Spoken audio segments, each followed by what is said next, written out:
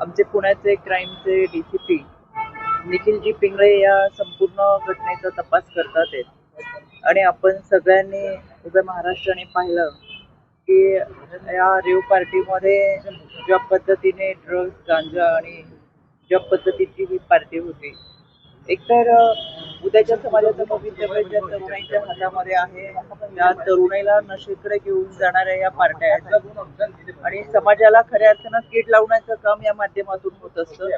केंद्र सरकार आणि राज्य सरकारने ड्रग्सच्या विरोधातली मोहीम ही फार प्रखर केलेली आहे.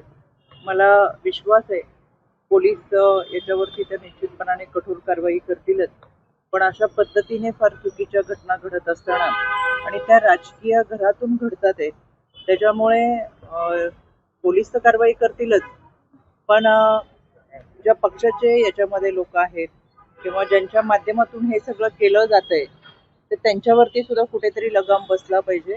कारण समाजामध्ये आपण प्रतिनिधित्व करत असताना आपली भूमिका आपलं वर्तन हे समाजाला निश्चित अनुकरण करेल असं असलं पाहिजे असं मला वाटतं. विरोधकांकडून आरोप केला आहे अशा पद्धतीचा आरोप देखील होते की हा ट्रॅप सगळा, कारण गिरीश महाजन आणि त्यांचा जो काही वाद चालू होता त्या वादातून हा ट्रॅप अशा पद्धतीने नियोजनबद्धरित्या हे केलं गेल्याचं सर्वच विरोधी पक्ष बोलत आहे.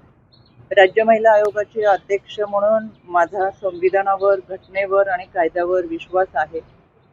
कालपासून पोलीस यामध्ये तपास करत असताना पोलिसांनी स्वतः प्रेस कॉन्फरन्स घेतलेली आहे आणि आपल्या सगळ्यांसमोर ज्या घटना घडल्या त्या त्यांनी मांडलेल्या आहेत.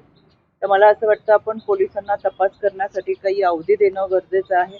यामधील काही मेडिकल रिपोर्ट सुद्धा समोर येतील, ते सुद्धा पोलीस आपल्या समोर पत्रकार परिषदेच्या माध्यमातून मांडतील. त्याच्यामुळे दूध का दूध पाणी का पाणी हा कायद्याच्या चौकटीतून होईल. आपण वाट पाहूया. 2 महिन्यापूर्वी आपण कलेक्टर बैठक घेतली होती, आढावा बैठक घेतली होती, त्यातल्या किती निर्णयांची अंमलबजावणी झाली किंवा त्याचे आउटपुट काय सांगू शकाल? कुठल्या कलेक्टर ऑफिसला आपली बैठक झाली होती 2 महिन्यापूर्वी. हो, त्यात झालेल्या निर्णयांची माहिती. मला असं वाटतं कोल्हापूरकरांना मला सांगायला आनंद वाटेल, सर्वाधिक भेटी मी कोल्हापूरमध्ये आणि आढावा बैठकीच्या निमित्तानं दिलेल्या आहेत आणि ह्याच सगळ्याचा रिव्ह्यू घेण्यासाठी मी आज एसपी ऑफिसला आले आणि म्हणून मी तुम्हाला विनंती केली होती की मी जाऊन त्यांच्याशी चर्चा केल्यानंतर मला तुम्हाला अजून फार सविस्तर आढावा देता येईल. राज्य महिला आयोगाकडे महाराष्ट्रातल्या अनेक केसेस येतात, अनेक तक्रारी येतात. त्याचा पाठपुरावा करत असताना आम्ही संबंधित विभागाला त्या तक्रारी पाठवत असतो आणि बऱ्याच वेळा त्या तक्रारींचा म्हणजे त्या कधी कधी न्यायप्रविष्ट असतात, कधी त्या समुपदेशनाकडे असतात, कधी वन स्टॉप सेंटरच्या माध्यमातून चालतात आणि बऱ्याच वेळा या गोष्टींसाठी आम्ही स्वतः जेव्हा पोलीस अधीक्षक असतील किंवा संबंधित विभागाचे अधिकारी असतील यांच्याशी चर्चा केल्यानंतर बऱ्याच वेळा त्या केसेस लवकर आम्हाला निकालात काढता येतात आणि म्हणून आज खऱ्या अर्थाने मी एसपींची भेट घेण्यासाठी या ठिकाणी आले. यामध्ये मिसिंग केसेस असतील, डीबीच्या काही केसेस, सायबर गुन्हेगारीच्या संदर्भात अनेक काही तक्रारी आमच्या आयोगाकडे आलेल्या आहेत. आयसी कमिटीच्या संदर्भात आपण फार मोठी चळवळ उभी केली आणि मला विश्वास आहे, आनंदही वाटला एका गोष्टीचा, कोल्हापूरच्या पोलीस विभागाने आणि कामगार विभाग, कलेक्टर विभाग यांनी अतिशय चांगल्या पद्धतीची यंत्रणा पुढे चालू ठेवली आणि त्याचा लेखाजोखा दर महिन्याला त्यांनी आम्हाला सादर केलेला आहे आणि यामध्ये चांगल्या पद्धतीचा बदल होतोय. मी हेही सांगेल की 100% बदल लगेच कुठलाही आपल्याकडे होणार नाही, पण जो काही बदलाचं वारं वाहत आहे याच्यामध्ये परिवर्तन करत असताना आपण निश्चितपणाने प्रगती केली हे सुद्धा सांगायला मला आनंद वाटेल आणि हा सगळा लेखाजोगा आढावा आमच्याकडे दर महिन्याला प्रत्येक जिल्ह्याचा येत असतो. मी कोल्हापूरच्या पोलिसांचं, कलेक्टर विभाग आणि आमचं विधी सेवा जिमाबा यांचे मनापासून आभार व्यक्त करेन, कारण की त्यांनी खूप चांगल्या पद्धतीच्या आम्ही दिलेल्या सूचनानुसार बीट मार्शल दामिनी पथक, पोलीस काका असेल, बडी कॉप असेल यांच्या माध्यमातून सुद्धा शाळा कॉलेजमध्ये भेटी देत खूप चांगल्या पद्धतीचं काउन्सिलिंग केलेलं आहे. याच्यामध्ये अजून काही सुधारणा करता येतील का याच्याबाबत निश्चित त्यांना मी सूचना करेन. मुलींच्या घोळक्यामध्ये एका उल्लडबाज तरुणानं गाडी घातली, एक मुलगी मयत झाली, एक मुलगी सिरियस आहे, एक मुलगी सिरियस आहे. ह्या सगळ्या घटनांच्या संदर्भात माझी चर्चा होईलच आणि आम्ही स्वतः सगळ्यांचा आम्ही नोंद आमच्याकडे ठेवत असतो, आम्ही दखल घेत असतो.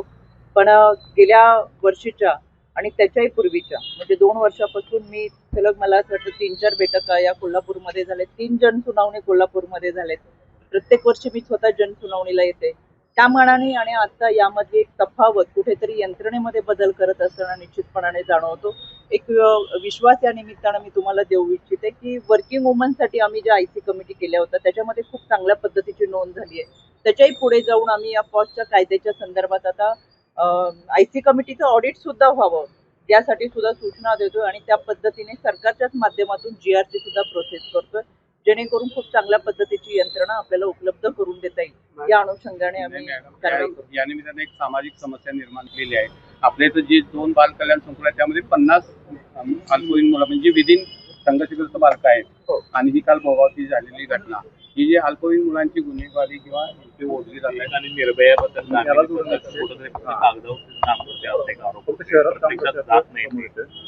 नाही, आपण काही आपल्याकडे तक्रारी आली असेल तर जरूर सांगा. मी आज स्वतः इचलकरंजीच्या शाळेच्या निर्भया पथक आणि बीट मार्शल सोबतच असणार आहे.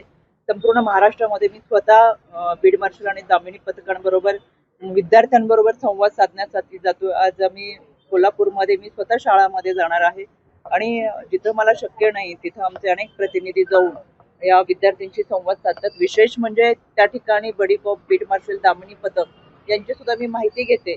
तुमच्या माहितीसाठी तुम्हाला पाठवायची असेल तर गेली 10-12 दिवसामध्ये आम्ही अगदी युद्ध पातळीवरती मोहीम राबवलेली आहे.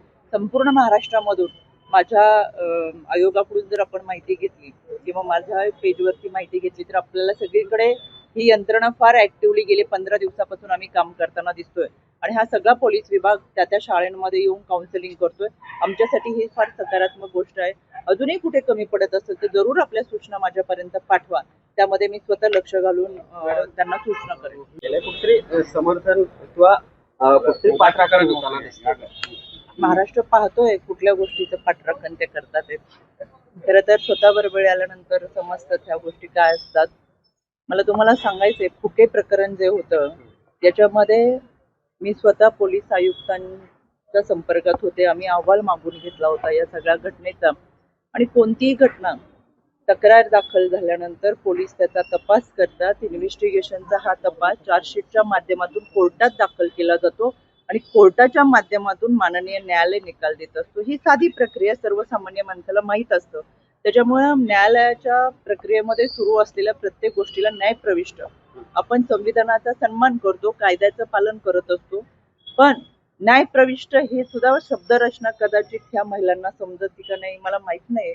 मला तर शंकाच वाटते त्यांच्या सगळ्या एकूण ज्ञानावर. न्यायप्रविष्ट असलेल्या केसेस सुद्धा त्या संबंधित पीडितांना घेऊन जाहीररित्या अनेक वेळा ह्यांनी पत्रकार परिषदा घेऊन संबंधित पीडितांना जास्त त्रास दिलाय. कारण की आपण त्या महिलेसोबत उभं राहून लढावं कोर्टाच्या प्रक्रियेमधून. कारण की न्यायप्रविष्ट म्हणजे काय की आम्ही संविधानाचा सन्मान करतो, न्यायालयीन प्रक्रियेमधून गेलं पाहिजे आपल्याला. पण तसं न करता अनेक वेळा ह्यांनी अशा अनेक पीडित महिलांचं भांडवल स्वतःच्या राजकारणासाठी केलेलं आहे. दुर्दैव आहे की न्यायप्रविष्ट हा शब्दही यांच्या लक्षात येत नाही. म्हणून कधीही इतरांच्या घटनेबाबत, इतरांच्या केसेस बाबत न्यायप्रविष्ट असलेला शब्दाचा सुद्धा अर्थ न समजलेले हे लोक त्याचं भांडवल करून त्यांनी स्वतःचं राजकारण आणि राजकारणाची पोळी बाजून घेतलेले आहे. आणि आज स्वतः वेळ आल्यानंतर वेळेचं बघू, कायद्याचं बघू.